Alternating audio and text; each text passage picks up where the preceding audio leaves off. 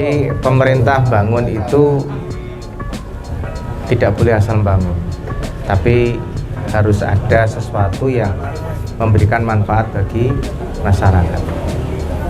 Contoh ini mohon maaf nih, kita tidak dalam rangka menjelekkan, tidak, tetapi kita biasakan bahwa mengelola organisasi, termasuk oleh organisasi pemerintah daerah ini, harus bisa dilihat dari berbagai sudut pandang.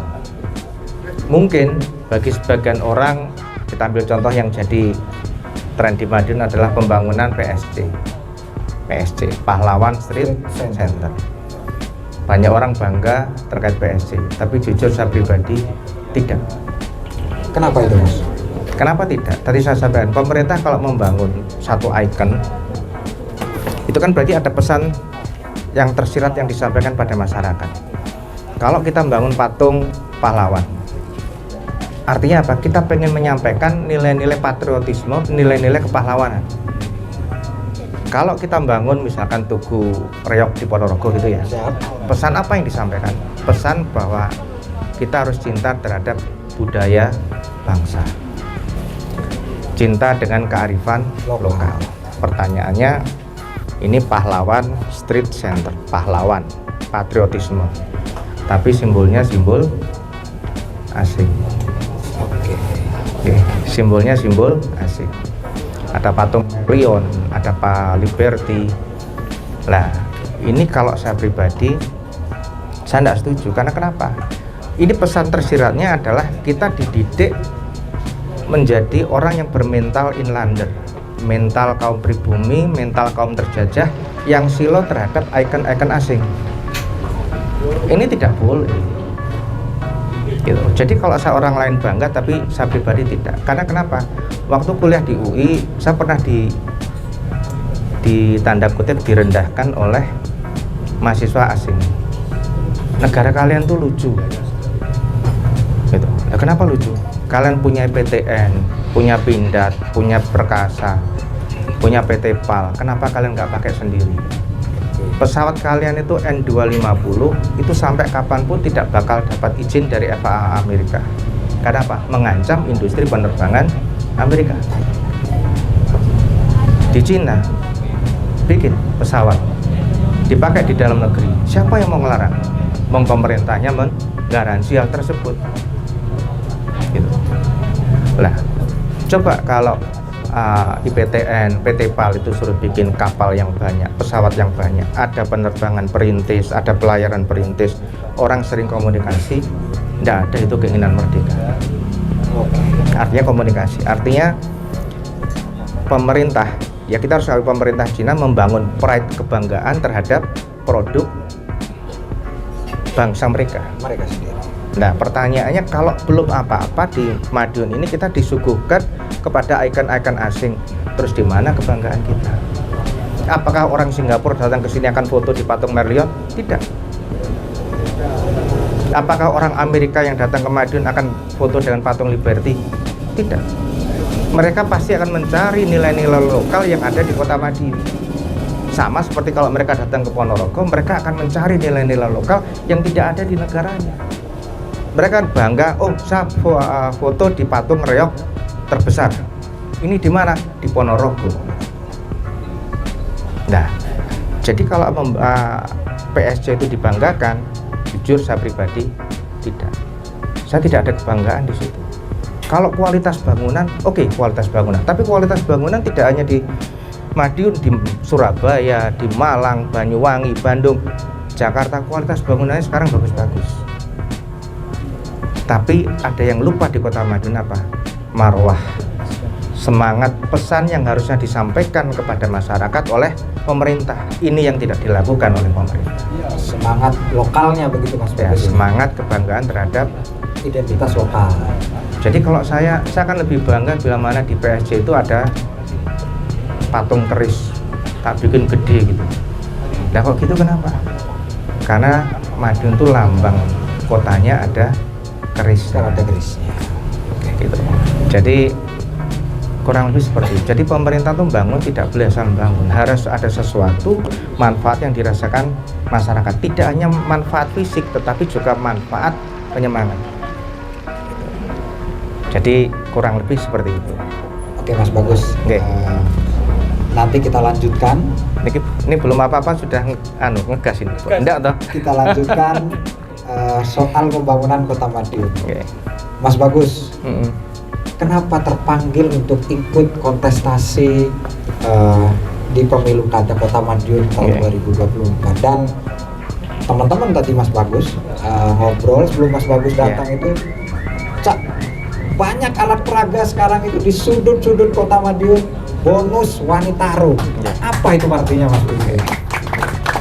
Oh, Mas Bagus. Bonus wanita rum. Jadi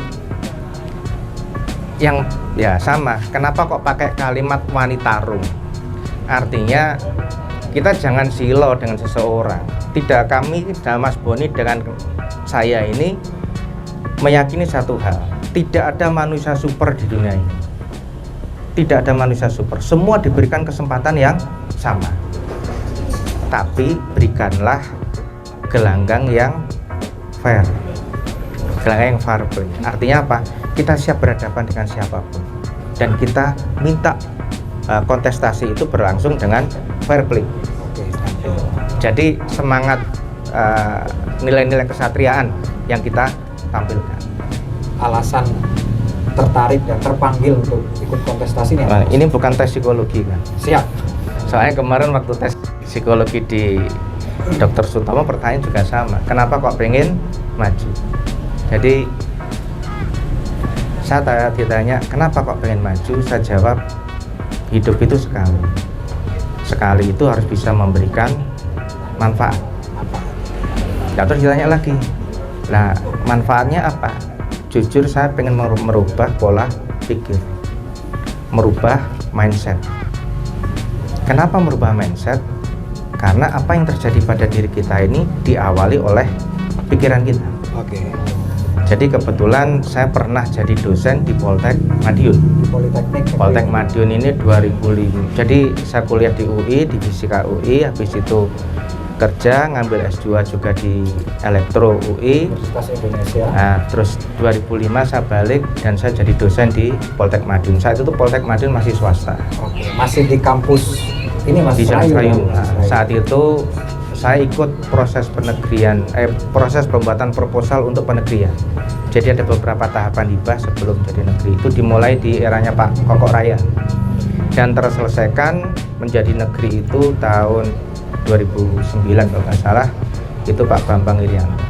Nah di saat itu saya tidak jadi dosen lagi karena disuruh milih antara karir politik atau jadi ASN, ada di PNS, ada jadi dosen.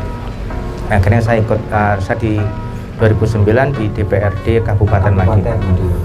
Saat jadi dosen itu saya bawa buku tebal segini. Terus, Pak, buku itu untuk berapa semester, Pak? Saya jawab 1 semester. Loh bisa, Pak? Bisa. Loh kan bukunya bahasa Inggris, Pak. Loh masalahnya di mana? Kalian kan anak teknik, bukan anak sastra Inggris. Baca rumusnya, praktekkan, selesai. Nah, jadi mindset awal ini adalah mereka kaget ngeliat buku tebal. Saya sampaikan, bedanya kalian sama anak yang kuliah di negeri cuma satu. Kalau anak yang kuliah di perguruan tinggi negeri dikasih 5 buku, mereka akan cari 20 buku. Tapi kalau Anda baru dikasih 1 buku masih nawar. Nah, ini kan berarti kan mindset ini perubahan. Ini yang harus dirubah. Ya. Habis itu ada kontes robot cerdas Indonesia. Saya tantang, ikut kontes robot cerdas Indonesia. Loh Pak, kalau kalah gimana? Kalah ya wajar. Kalah sama siapa? Kalah sama ITS, ITB, UGM, UI, wajar. Tapi kalau menang daripada UNED, UNHAS, atau UNS, berarti itu prestasi. Alhamdulillah saya itu sudah mulai masuk 5 besar awal-awal itu. Nah, terus saya lepas tidak jadi dosen, masih ada mahasiswa yang sering kontak karena memang saya ngembang dari awal sudah membiasakan untuk diskusi. Pak, sekarang tidak dibiayai, tidak didukung kampus, Pak. Loh, tidak didukung gimana? Tidak dibiayai oleh kampus, tidak terlalu disupport oleh kampus. Terus saya tanyakan lagi, loh kalian itu ikut kontes robot cerdas Indonesia ini untuk kampus atau untuk diri kalian sendiri? Untuk kampus, Pak. Oh, untuk kampus.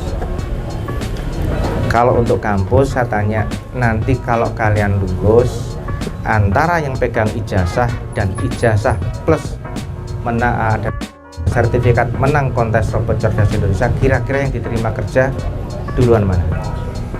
Ya, yang ijazah plus ada sertifikat menang kontes robot cerdas Indonesia. Berarti kalian itu berbuat untuk diri kalian sendiri atau untuk orang lain atau untuk kampus gitu kan?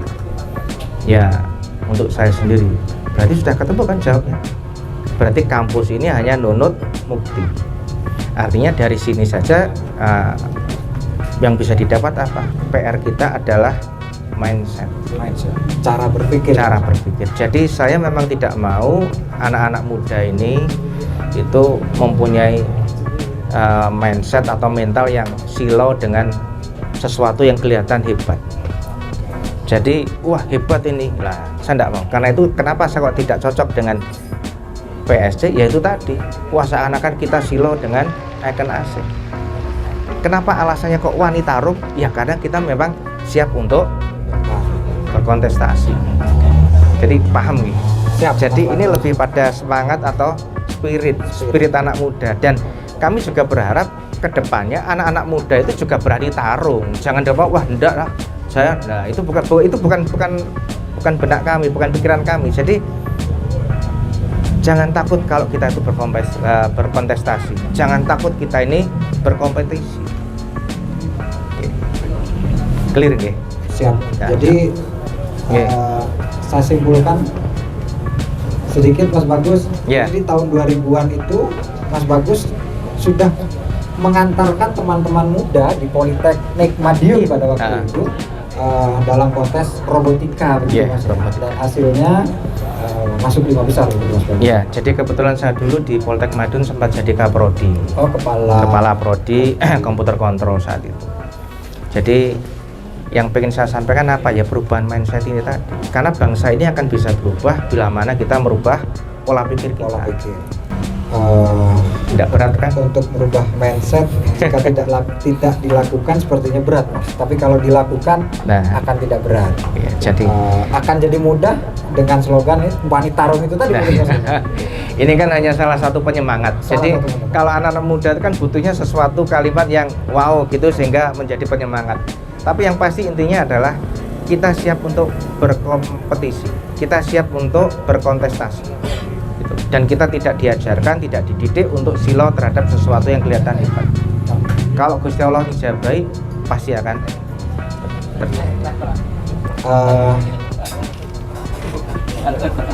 ini teman-teman tentu yang akan kita tanyakan selanjutnya ini akan dipublikasikan, akan disampaikan tentu nanti pada saat kampanye dan pada saat debat publik pasangan calon. Tapi teman-teman mintain bocoran dong visi misinya Mas Bagus sama Mas Boni itu apa. Kemudian yang untuk anak muda nih, spesial anak muda di Kota Madiun kira-kira apa? Karena begini Mas, ketika saya tanya balik, ngapain teman-teman muda tanya-tanya begitu, tanya-tanya bocoran, katanya, Mas jangan salah nih, jangan salah, pemilih pemula di Kota Madiun itu ada 4.700 katanya, sementara pemilu kada di tahun 2018 itu hanya menang 4.000 sekian udah dilantik. Betul. Oh, oke, akan saya tanyakan.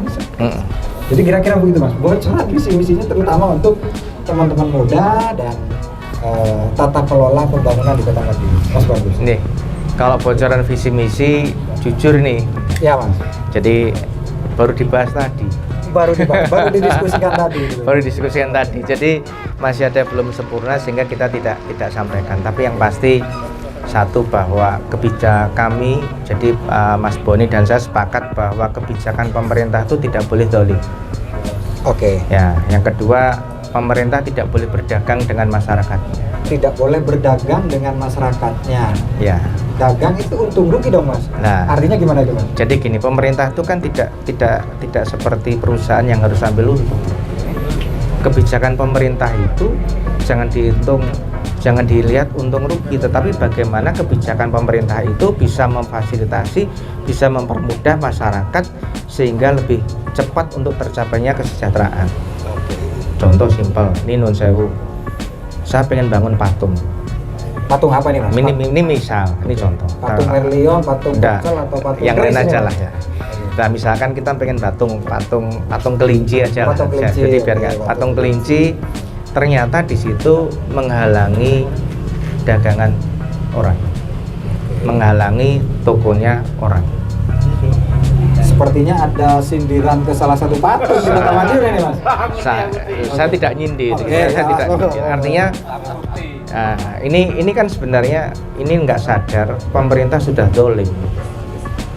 Pemerintah sudah dolim, kelihatan sepele tetapi ini sudah dolim. Kenapa? Begitu nutup usaha seseorang, berarti kemungkinan toko itu akan kehilangan pelanggan.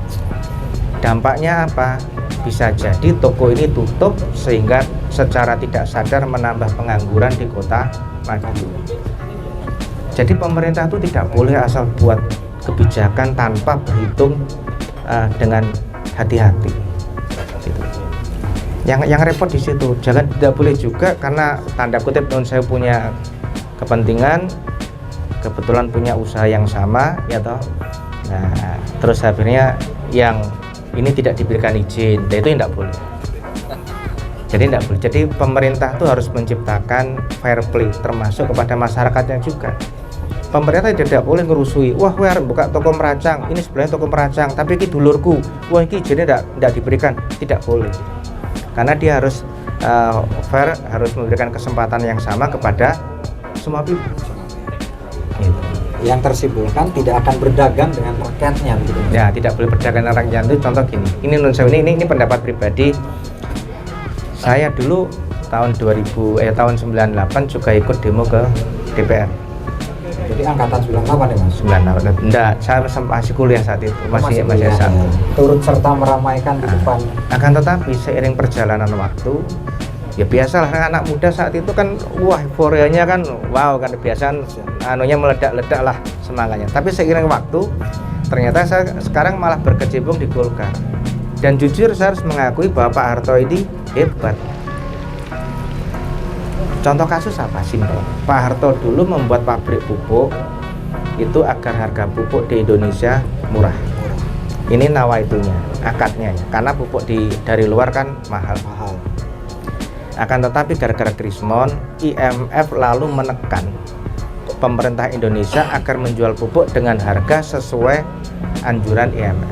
Jadi misalkan Pak Harto dulu jual harga pupuk 2.000, sementara pupuk dari luar harga 10.000. Ini misal ya.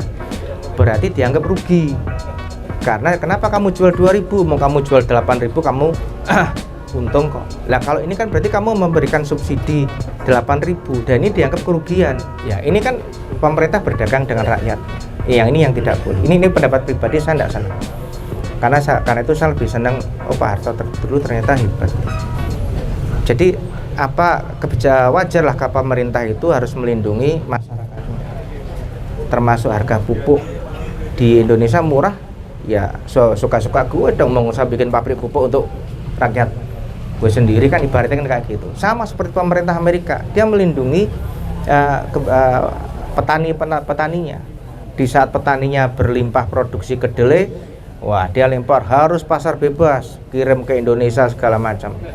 Tapi di saat Amerika sendiri butuh kedelai, dia stop ekspor. Dampaknya apa? Indonesia ini kekurangan kedelai, terbiasa impor, akhirnya harga tempe pun akan naik. Artinya apa sebenarnya? Ya ini yang saya maksud, pemerintah tidak boleh berdagang dengan rakyat. Pun termasuk di Kota Madiun sama. Tidak boleh pemerintah itu berdagang dengan rakyat. Banyak hal. Artinya sebenarnya kebijakan pemerintah ini harus mensupport bagaimana masyarakat ini bisa bekerja, terfasilitasi untuk nyaman lah dalam upaya untuk meningkatkan kesejahteraan. Mas, ini kan visi misi sedang disusun begitu ya, Mas, sedang digodok tentu untuk menjadi visi misi yang terbaik lah kira-kira. Bocorannya nih Mas, kira-kira panjang, simpel atau gimana gitu Mas? kita cari yang simpel saja, Simple, ya. yang pasti bisa terrealisasi. Kita tidak akan ngomong retorika tinggi. Kita tidak bikin retorika yang muluk-muluk yang tidak bisa direalisasi, tapi kita sederhana yang bisa direalisasikan. Mas Arif ya? Siap, oke, Mas Agus. Menyikapi tadi yang sudah disampaikan oleh Mas Bagus, generasi milenial ini butuh wah, butuh sesuatu yang wah lah, seperti yang disampaikan tadi. Bukankah pemerintah yang sekarang ini sudah membangun sesuatu yang wah, itu satu. Terus tadi mengenai pembangunan bahwa pemerintah itu jangan berdagang sama rakyatnya. Tadi juga dipaparkan adanya pembangunan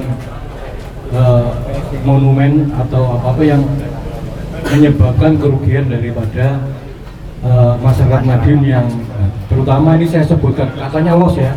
Los. Tadi katanya los ya. Los. Oke. Seperti CSR, katanya CSR ini yang bangun di Jalan Bogowonto itu kan bagus itu, tempatnya itu bagus, tapi kan menutup toko-toko itu. Nah ini kedepannya kira-kira kalau Mas Bagus jadi, berani nggak merubah itu semua? Itu satu. Berani. Terus kedua, soalnya pembangunannya patung semua ya. Yang ada di Madiun itu kita tidak tahu itu sudah melalui proses AMDAL lingkungan, AMDAL Malin misalnya, itu kan kita tidak tahu Mas Bagus. Nanti seandainya ini ada yang dilanggar, itu kira-kira berani nggak Mas Bagus melakukan perubahan? Berani. Terus, Harus berani. yang terakhir terkait dengan pemerintah itu tidak boleh berdagang sama masyarakat. Nanti kalau dibangun ya dibangun aja. Misalnya lapak yang dibangun di mana-mana itu kan ada juga yang nggak jelas. Tapi nanti ke depan kan lapak itu mau kalau nggak salah ada yang mengusulkan untuk menjadi salah satu sumber pendapatan daerah. Nah, padahal waktu itu ceritanya kan kita ini hampir semua banyak dari berbagai kalangan yang sudah tidak punya pekerjaan atau malah yang pensiun pun juga cari pekerjaan jadi dagang. Nah ini kira-kira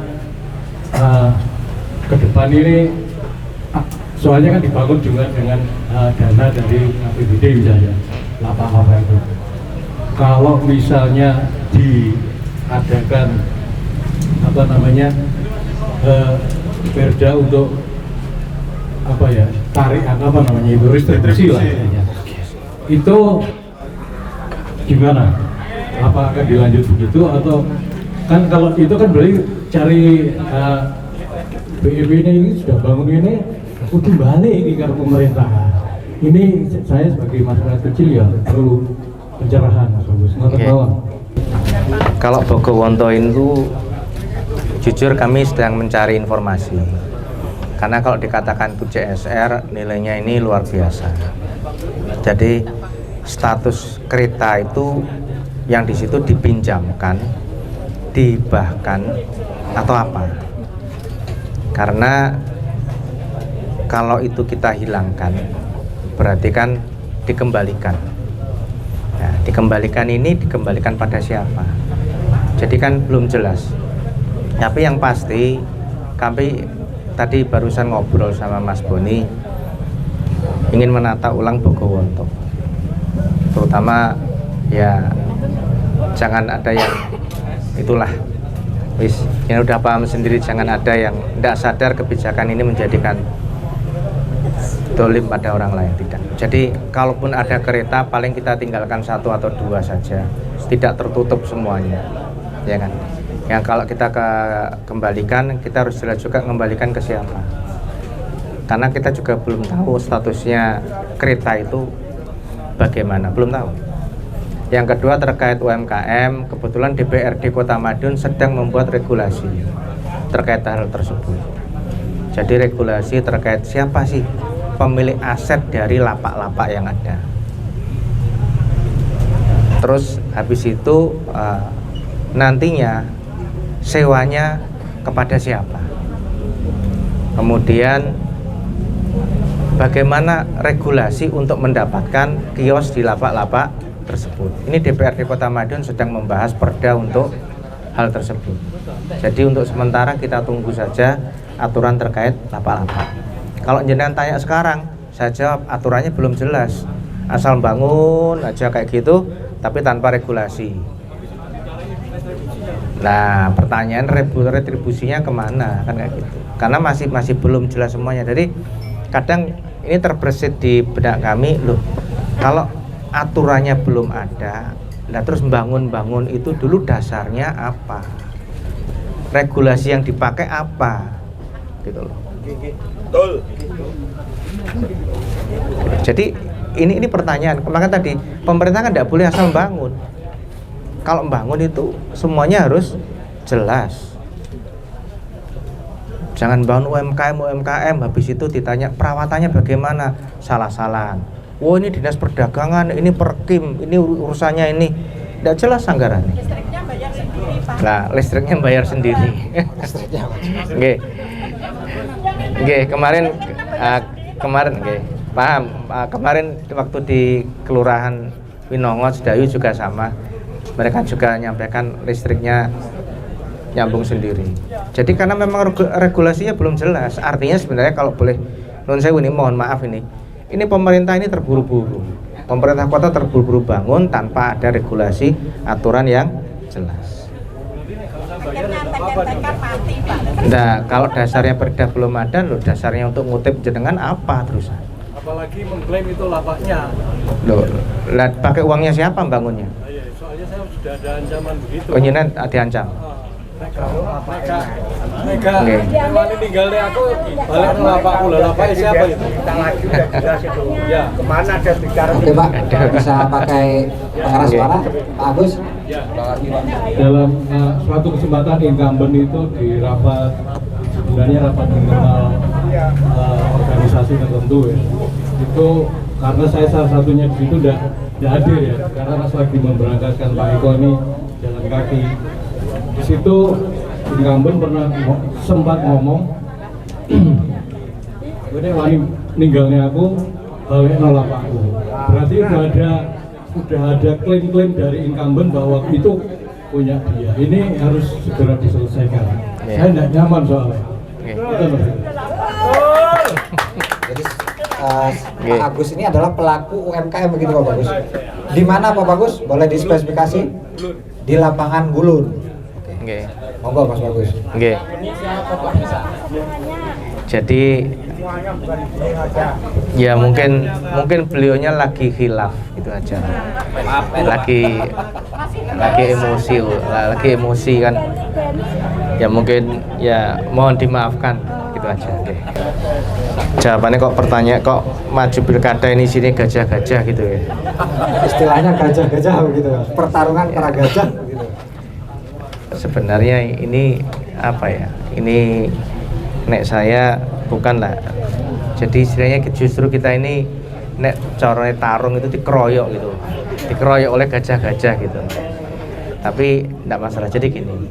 Kalau boleh kami sampaikan, Mas Boni ini awalnya tidak mau maju. Gitu. Kenapa itu Mas? Jadi beliau sudah nyaman dalam kondisinya, sudah merdeka dengan dirinya, sudah merdeka dengan keluarganya. Saat itu ada kelompok masyarakat yang datang ke dalam Mas Boni. Nah, Mas Boni hanya berpikir kok datang ini ada apa. Saat itu Mas Boni juga masih belum memberikan putusan. Bahkan kalau boleh matur, ada Mbak Indah Raya, saya dan Mas Boni pun santai biasa. Saya sampaikan juga kalau Mas Boni dengan Mbak Indah dengan identik Jawara atau Seroja, monggo gitu. Kan yang identik di luar saat itu adalah seperti itu. Mas Boni pun juga sama. Loh, kenapa saya? Terus Dek Indah atau Dek Bagus saya jadi siji kan kayak gitu. Saya bilang ya Nah, akhirnya Mas Boni itu ngambil istilahnya jalan tengah, wis ngene ae. Siapa yang bisa memberikan rekom duluan keluar, ya berarti gandengan dengan saya. Saya itu Mas Boni. ke Mas Boni. Nah, jadi Mas Boni ini sebelum memutuskan maju ini, beliau minta waktu untuk istikharah. Apakah saya maju ini memberikan manfaat atau tidak? Karena itu kemarin waktu berangkat pun sengaja tidak ngambil jalan Jawa, tidak ngambil jalan Salak atau yang lain, tidak, tapi ngambil keberangkatan itu dari masjid Sujaah, Jalan Podang. Ini masjid keluarganya Pak Bambang Irianto. Jadi diawali sholat asar barengan. Saat itu Mas Boni pegang tangan saya lalu nyampaikan, "Dik, aku maju gara-gara awak." Gitu loh. Jadi saya minta satu, jogonan kepercayaan. Jadi kita maju ini tidak untuk pribadi, tapi memang diniatkan untuk masyarakat. Jadi diniatkan untuk masyarakat. Habis itu kita bicara di sini, di masjid, disakseni Gusti Allah. Jadi yang membuat Mas Boni maju atau tidak itu adalah sebenarnya beliau pengen netep nih ati inilah dulu. Jadi kalau mau ditafsirkan ngeluruskan niat bahwa maju ini tidak untuk kepentingan pribadi atau yang lain-lain, tapi memang pengen berbuat untuk masyarakat. Ya. Jadi itulah membuat maju. Lah perkara jenengan nganggep gajah atau ndak itu kan pendapat jenengan. Ya, tapi bagi kami setiap yang maju kontestasi akan memperoleh kesempatan yang sama. Gitu. Jadi istilah gajah ini Mas Bagus obrolan warung kopi begitu. Obrolan warung kopi. Okay. Yang kemudian menyimpulkan pemilu kada di Kota Madiun itu adalah pertarungan para gajah. Ya, kalau jenengan ngistilahkan kayak gitu, biarkan mereka gajah, aku tak jadi semut. Oh, semut. Sehingga bisa masuk ke telinga, lalu gajahnya cingkrak-cingkrak jatuh tersungkur dengan sendirinya. Gitu kan. Kalau semut, kalau di sweet itu semut dengan gajah menang semut loh. Amin, gitu aja. Bagaimana? Apakah ada kekhawatiran nggak Mas semut melawan gajah ini? KPU Kota Madiun itu telah merilis daftar pemilih sementara ada 154.000 sekian dan 4.000 diantaranya adalah calon pemilih pemula. Ada kekhawatiran tertentu nggak Mas? Semut loh Mas musuh gajah gitu. Jadi gini loh, kalau sekarang mereka ibaratnya banyak bendera, banyak warna gitu ya. Kalau kalah, tapi insya Allah tidak. Amin. Kalau kalah wajar, dikeroyok kok. Oh, jangan kalah, Pak. Nah, tapi kalau menang, wah itu luar biasa gitu. Jadi artinya apa? Satu, kalau saya ngajarkan ke tadi mahasiswa, jangan pernah berpikir negatif, tapi berpikirlah positif. Ini nek orang Jawa bilang ada cipto, ada rasa, ada karso. Jadi jangan pernah kita mensugesti diri kita dengan sesuatu yang negatif. Jangan pernah kita menghipnosis diri kita dengan sesuatu yang negatif. Kalau jadi barusan tadi saya nyetir berdua sama Mas Boni di jalan ya ngobrol. Ternyata saya bisa gandeng sama Mas Boni itu gara-gara ucapan 7 tahun yang lalu. Apa itu Mas? Ucapan di 7 tahun yang lalu. Ini, gimana kalau boleh tahu Mas? Jadi ini bisa ditanyakan ke Mas Ali Jalan Jambu. Justru beliau yang mengingatkan ke saya, Mas, dulu Pak zamannya Wali Kota Pak Sugeng Rismianto, jenengan pernah bilang, nek Mas Boni maju bersedia untuk dampingi. Nah, ternyata kok sekarang kejadian. Berarti terjadi seperti ini karena ucapan yang lalu. Di 7 tahun lalu. 7 tahun yang lalu terjadi seperti ini. Jadi kalau ini berpasangan ya berarti kersane Gusti Allah. Gitu. Jadi kalau mau boleh cerita lagi ya kadang di luar nalar, Mas Boni tidak pernah nginjak kantor Golkar. Kantor di provinsi itu tidak pernah. Tapi bagaimana proses rekomnya Mas Boni ini begitu mudah. begitu mudah. Apa Pak Sarmuji hanya video call sama Mas Boni 10 menit selesai. Itu KTP-nya Mas Boni mana? Oke. Jam 4 sore, jam 6 sore langsung buatkan surat ke DPP. Nah kok bisa seperti itu? Ya mbuh, Gusti Allah yang membuat proses itu. Lah, niku jalur langit mungkin. Jalur langit. Jadi sama sekali tidak ada kekhawatiran begitu Mas. Oh ndak. Bahwa makanya kemarin panjenengan pirsani waktu di KPU di akhir sambutan Mas Boni, closing statementnya Mas Boni kan menyampaikan kita berusaha yang terbaik, ya kan. Sisanya, selebihnya biarkan Allah yang mengurusnya. Jadi santai saja, tetap tenang, santuy, tidak perlu panik, tidak perlu merusak baliho, nggak perlu merusak banner, gitu kan ya. Jadi kalau orang tenang itu santai. Ini menarik nih Mas. Oke. Tidak perlu merusak banner. Apa ada banner atau balihonya Mas Ya. Boni dan Mas Bagus yang rusak atau telah dirusak begitu Mas? Jadi kalau ya kebetulan ini kan banner itu kan justru kami belum nyetak. Itu banner swadaya dari istilahnya yang dukung lah. Kemarin itu ada laporan bahwa itu ada yang merusak. Tapi kami ya santai saja. Tidak merusak Mas. Apa? Sebelum pemilihan sudah dicoblos. Katanya tidak dirusak sebelum pemilihan sudah dicoblos gitu. Dan itu tidak menjadi, sekali lagi tidak menjadi kekhawatiran semua melawan Ganjar ini. Tidak ada masalah, santai. Kan kita sering sampaikan bahwa kontestasi itu hal biasa. Menang itu bonus atas izin Allah Subhanahu wa taala. Oke. Paham kan? Siap. Kontestasi itu hal biasa. Menang itu bonus atas izin Allah. Mas Bagus, apa ya, dibilang pepatah bukan pepatah, tapi mohon izin Mas Bagus, saya tidak bisa berbahasa Jawa halus ala Yeah. Matraman, Ya. karena saya dari Jember Mas, bahasa Yeah. Jawanya ya begitulah Mas. Yeah. Ada istilah Madiun iku lek ditunggoni nyeni, Oke. lek ditinggal ngangeni gitu Mas. Yeah. Nah, bagaimana kemudian nanti pasangan ini, duetnya Mas Boni dan Mas Bagus Rizky ini untuk bikin teman-teman muda betah di Madiun, tentu betah tidak hanya sekedar betah, menyediakan lapangan pekerjaan barangkali Mas. Sugeng rawuh. Selamat datang Mas Boni Laksmana